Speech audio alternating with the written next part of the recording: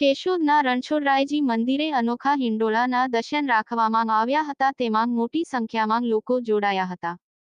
પવિત્ર અને પાવન શ્રાવણ માસ ચાલી રહ્યો છે, ત્યારે અનેક જગ્યાએ મંદિરોમાં ભગવાનને હિંડોળે ઝૂલવાના દર્શન રાખવામાં આવી રહ્યા છે। કેશોદ મોટી હવેલી શરદચોક દરરોજ સાંજના 6 વાગ્યાથી હિંડોળાના દર્શન રાખવામાં આવે છે અને અસંખ્ય લોકો દર્શન કરવા માટે આવે છે, ત્યારે રણછોડરાયજી મંદિર ખાતે પણ દરરોજ અલગ અલગ શૃંગાર સાથે હિંડોળાના દર્શન રાખવામાં આવી રહ્યા છે, જેનો ધર્મપ્રેમી જનતા લાભ લઈ રહી છે। ત્યારે આ વર્ષે શ્રાવણ માસ દરમિયાન ભગવાન શ્રી કૃષ્ણના જન્મોત્સવની પણ ઉલ્લાસ અને ઉમંગપૂર્વક ઉજવણી થાય તેવું આયોજન અત્યારથી જ નક્કી કરવામાં આવી રહ્યું છે। આમ પવિત્ર અને પાવન શ્રાવણ માસની કેશોદમાં ઉત્સાહભેર ઉજવણી કરવામાં આવી રહી છે।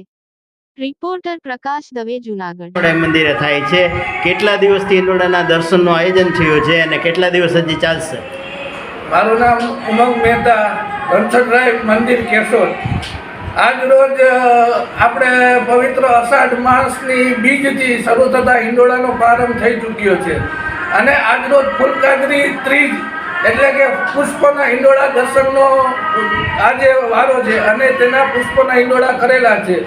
આ હિંડોળા માસ દરમિયાન એક માસમાં હિંડોળામાં વિવિધ પ્રકારના હિંડોળા દર્શન સજાવવામાં આવે છે। તેમાં શાકભાજીના દર્શન હિંડોળા થાય છે, ફ્રૂટના હિંડોળા થાય છે, તેમજ વિવિધ શૃંગાર કરવામાં આવે છે, ઘરેણાના પણ આભૂષણના હિંડોળા કરવામાં આવે છે।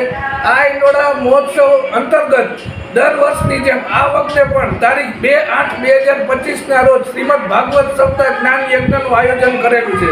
તો દર વર્ષની જેમ આ વખતે પણ શ્રીમદ ભાગવત સપ્તાહનો લાવો લેવા રણછોડરાય મંદિર ટ્રસ્ટ દ્વારા આપ સર્વોને ભાવભર્યું આમંત્રણ છે।